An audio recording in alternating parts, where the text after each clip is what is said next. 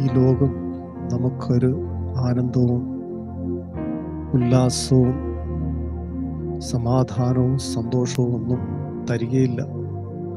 സമാധാനമാണ് നമ്മുടെ ജീവിതത്തിൽ ഈ ലോകം നമുക്ക് സമ്മാനിക്കുന്നത്.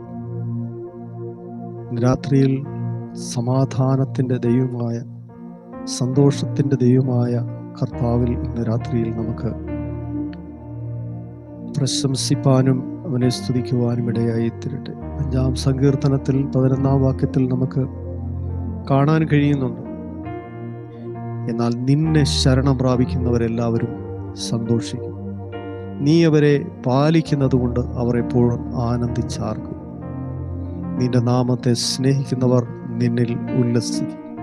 യഹോവേ, നീ നീതിമാനെ അനുഗ്രഹിക്കും, പരിച കൊണ്ടെന്ന പോലെ നീ ദയ കൊണ്ടവനെ മറയ്ക്കും. ഈ ലോകത്ത് നമുക്ക് മറ്റൊരിടത്തു നിന്നും ഒരു സമാധാനവും സന്തോഷവും ഉല്ലാസവും ഒന്നും ലഭിക്കുവാൻ സാധ്യതയില്ല. ശാശ്വതമായി അത് നൽകിത്തരുന്ന ആ ദൈവത്തിൽ നമുക്ക് പൂർണ്ണമായി വിശ്വാസവും പ്രത്യാശയും അർപ്പിച്ചുകൊണ്ട് ഇന്ന് രാത്രിയിലും കർത്താവിനെ സ്തുതിച്ച് പാടുവാനും ചില ദൈവവചനങ്ങൾ വായിച്ച് ധ്യാനിപ്പാനും ദൈവം നമുക്ക് അവസരം നൽകിയല്ലോ. അതിനാധാരമായി ഒരു വേദഭാഗം നമുക്ക് വായിക്കാം. എല്ലാവർക്കും സുപരിചിതമായ 1-ാം സങ്കീർത്തനം, അതിൻ്റെ 2-ാം വാക്യം ഇപ്രകാരം വായിക്കുന്നു: യഹോവയുടെ ന്യായപ്രമാണത്തിൽ സന്തോഷിച്ച് അവൻ്റെ ന്യായപ്രമാണത്തെ രാപ്പകൽ ധ്യാനിക്കുന്നവൻ ഭാഗ്യവാൻ. അവൻ ആറ്റരികത്ത് നട്ടിരിക്കുന്നതും തക്ക കാലത്ത് ഫലം കായ്ക്കുന്നതും ഇലവാടാത്തതും ആയ വൃക്ഷം പോലെ ഇരിക്കും. അവൻ ചെയ്യുന്നതൊക്കെയും സാധിക്കും. ആറ്റരികത്ത് നട്ടിരിക്കുന്നതും തക്ക കാലത്ത് ഫലം കായ്ക്കുന്നതും ഇലവാടാത്തതുമായ വൃക്ഷം പോലെ ഇരിക്കും. അവൻ ചെയ്യുന്നതൊക്കെയും സാധിക്കും. വാസ്തവത്തിൽ ദൈവത്തെ യഥാർത്ഥമായി ഭജിക്കുന്ന, ആരാധിക്കുന്ന ഒരു ഭക്തനെ സംബന്ധിച്ചിടത്തോളം അവരുടെ ജീവിതത്തിൽ ഈ പറഞ്ഞതുപോലെ സംഭവിക്കണം.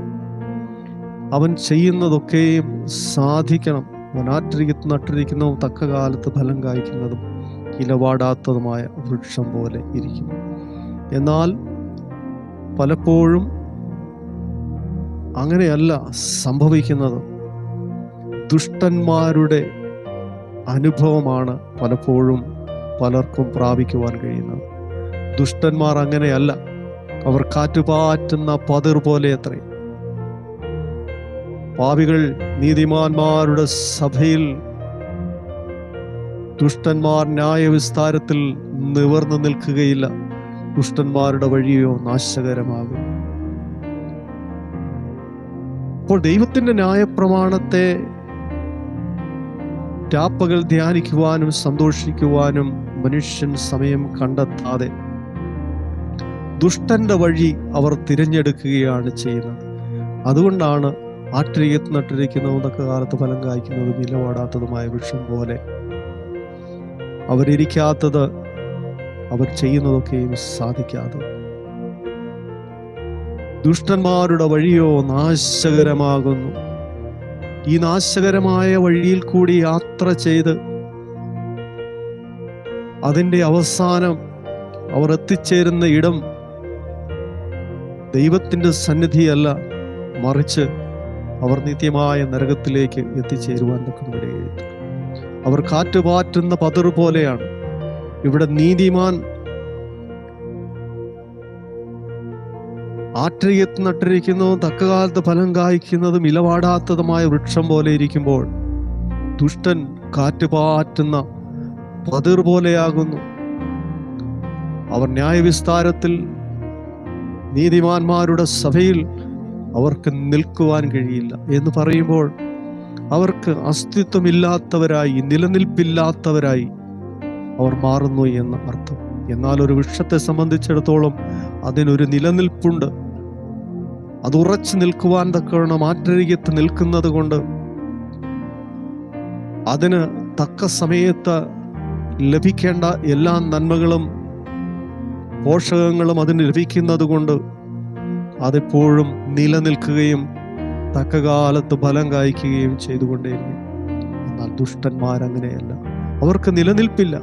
ഒരിടത്തും അവർക്ക് നിലനിൽപ്പില്ല. ഈ ഭൂമിയിലാകട്ടെ, ഈ ലോകത്തെ ജീവിതം അവസാനിപ്പിച്ചവർ കടന്നുപോയാൽ പോലും അവർക്ക് ശാശ്വതമായ ഒരു നിലനിൽപ്പില്ല. അവർ കാറ്റുപാറ്റുന്ന കാറ്റുപാറ്റുന്ന പതിർ പോലെയാണ്. അവർ തിരഞ്ഞെടുത്ത വഴി അത് നാശകരമാകുന്നു. അതുകൊണ്ടിന്ന് നമുക്കെടുക്കുവാൻ കഴിയുന്ന ഒരു നല്ല തീരുമാനം, ജാതിയോ മതമോ വർഗമോ വർണ്ണമോ ഏതുമായിക്കൊള്ളട്ടെ, ഒരു മനുഷ്യനെന്ന നിലയിൽ ദൈവം നമുക്ക് ജീവിപ്പാൻ ആവശ്യമായിരിക്കുന്ന, നമ്മുടെ നിലനിൽപ്പിന് ആവശ്യമായിരിക്കുന്ന നല്ല ഫലമുണ്ടാകേണ്ടതിനും ഇലപാടാത്തതുമായ വൃക്ഷം പോലെ ഇരിക്കേണ്ടതിനും നീതിമാന്മാരുടെ സഭയിൽ നിവർന്നു നിൽക്കേണ്ടതിനും ന്യായ വിസ്താരത്തിൽ ഉറപ്പോടും ധൈര്യത്തോടും കൂടിയായിരിക്കേണ്ടതിനും ആമേൻ നീതിമാന്റെ വഴി തിരഞ്ഞെടുക്കുവാൻ ഇന്ന് രാത്രിയിൽ നാം തയ്യാറാണെങ്കിൽ നമ്മൾ നിരാശപ്പെടേണ്ട വരികയില്ല. ആമേൻ. മറിച്ചാണെങ്കിൽ ദുഷ്ടന്മാരുടെ വഴിയോ നാശകരം ആകും. അപ്പൊ ദൈവത്തിൽ ഉറച്ചു നിൽക്കുന്ന, ശാശ്വതമായി നിലനിൽക്കുന്ന ഒരു വ്യക്തിയെ സംബന്ധിച്ചിടത്തോളം അവൻ ചെയ്യുന്നതൊക്കെയും സാധിക്കും. അവർ ദൈവനാമത്തിന് വേണ്ടി ചെയ്യുന്ന ഏത് പ്രവർത്തിക്കും ഫലമുണ്ടാകും. അവർ രോഗികളുടെ മേൽ കൈവച്ചാൽ അവർക്ക് സൗഖ്യം വരും. ഭൂതങ്ങളുടെ മേൽ അവർക്ക് അധികാരമുണ്ട്, അവർക്ക് ശാന്തി ലഭിക്കും. ഒരു മനുഷ്യൻ എന്ന നിലയിൽ അവർ നേരിടുന്ന ഏത് വിഷയത്തിന്റെ മേലും ജയം നൽകുവാൻ കഴിയുന്ന നിലയിലുള്ളതായ എല്ലാ ദൈവികമായ ശക്തിയും അവന്റെ മേൽ ദൈവം ദാനമായി നൽകിയിരിക്കുന്നത് കൊണ്ട് അവൻ ചെയ്യുന്നതൊക്കെയും സാധിക്കുവാനിടയായി. അതുകൊണ്ട് ദുഷ്ടന്റെ വഴി തിരഞ്ഞെടുക്കണമോ നീതിമാന്റെ വഴി തിരഞ്ഞെടുക്കണമോ? നീതിമാന്റെ വഴിയിൽ കൂടി നാം യാത്ര ചെയ്താൽ അവൻ ആറ്റരികത്ത് നട്ടിരിക്കുന്നതും തക്ക കാലത്ത് ഫലം കായ്ക്കുന്നതും ഇലവാടാത്തതുമായ വൃക്ഷം പോലെ ഇരിക്കും. ദുഷ്ടന്റെ വഴിയാണെങ്കിൽ ദുഷ്ടന്മാർ അങ്ങനെയല്ല, അവർ കാറ്റുപാറ്റുന്ന പതിർ പോലെ അത്രേ. ദുഷ്ടന്മാരനായ വിസ്താരത്തിലും പാപികൾ നീതിമാന്മാരുടെ സഭയിലും നിവർന്നു നിൽക്കുകയില്ല. ദുഷ്ടന്മാരുടെ വഴിയോ നാശകരമാകും. ആകയാൽ നമുക്ക് തിരഞ്ഞെടുക്കുന്നത് ഒരു നല്ല വഴിയായിക്കൂടെ, നിലനിൽക്കുന്ന, ഫലമുണ്ടാകുന്ന, ഉറച്ചു നിൽക്കുന്ന വൃക്ഷം പോലെ എന്നും അവർ ചെയ്യുന്നതൊക്കെയും സാധിക്കുന്ന ഒരാത്മീയ മനുഷ്യനായി ജീവിക്കുവാനുള്ളതായ വഴി തിരഞ്ഞെടുക്കുന്നതല്ലേ ജീവിതത്തിൽ ഏറ്റവും ഉത്തമമായ കാര്യം. അതുകൊണ്ട് ഈ ദിവസങ്ങളിൽ ഒരു നല്ല മാർഗം സ്വർഗത്തിലെ ദൈവം നമുക്ക് വേണ്ടി ഒരുക്കിയിരിക്കുകയാണ്. കർത്താവ് പറഞ്ഞു, ഞാൻ തന്നെ ആ വഴിയും സത്യവും ജീവനും. ഞാൻ സാക്ഷാൽ മുന്തിരിവള്ളിയാകുന്നു. എന്നിൽ കായ്ക്കാത്ത കൊമ്പുകളൊക്കെയും വെട്ടി തീയിലിട്ട് ചുട്ടുകളയും. എന്നാൽ കായ്ക്കുന്നതോ അധികം ഫലം കായ്ക്കേണ്ടതിനും ചെത്തി വെടിപ്പാക്കുകയും അത് നിലനിൽക്കുന്ന ഫലമായി തീരേണ്ടതിനും ദൈവം നമ്മളെ സഹായിക്കുമ്പോൾ തീർച്ചയായും നല്ല ഫലം കായ്ക്കുന്നവരായി തീരുവാൻ, ഈ ലോകത്തിന് നന്മ കാണിക്കുന്നവരായി തീരുവാൻ, നന്മ പ്രവർത്തിക്കുന്നവരായി തീരുവാൻ നമുക്ക് കഴിയട്ടെ. അതോ ദുഷ്ടന്മാരുടെ വഴിയാണോ നമ്മൾ തിരഞ്ഞെടുക്കുന്നത്? തീർച്ചയായും തിരഞ്ഞെടുക്കുവാനുള്ള സ്വാതന്ത്ര്യം ദൈവം നമുക്ക് നൽകിയിരിക്കുമ്പോൾ ഞാൻ വിചാരിക്കുന്നു നന്മയുടെ വഴി നിങ്ങൾ തിരഞ്ഞെടുക്കുന്നു. തീർച്ചയായും അങ്ങനെയെങ്കിൽ ഒരു നിമിഷം നിങ്ങൾക്ക് വേണ്ടി ഞങ്ങൾ പ്രാർത്ഥിക്കുന്നു. ഞങ്ങളെ അളവ് കൂടാതെ സ്നേഹിക്കുന്ന ഞങ്ങളുടെ സ്വർഗീയ പിതാവേ, നല്ല ദൈവം, നീതിവാന്റെ വഴി ആമേൻ ദുഷ്ടന്മാരുടെ വഴിയേക്കാൾ വളരെ വ്യത്യസ്തമാണ്. അവർ ആറ്റരികത്ത് നട്ടിരിക്കുന്നതും തക്ക കാലത്ത് ഫലം കായ്ക്കുന്നതും ഇലപാടാത്തതുമായ വൃക്ഷം പോലെ നീതിമാൻ നിലനിൽക്കുമ്പോൾ ദുഷ്ടന്മാർ അവർ കാറ്റുപാറ്റുന്ന പതിർ പോലെ. അവർ ന്യായ വിസ്താരത്തിലും പാപികൾ നീതിമാന്മാരുടെ സഭയിലും നിവർന്നു നിൽക്കുകയില്ല. അവരുടെ വഴിയോ നാശകരമാകും. തിരഞ്ഞെടുക്കുവാൻ ദൈവം അവർക്ക് സ്വാതന്ത്ര്യം നൽകിയിരിക്കുന്നു.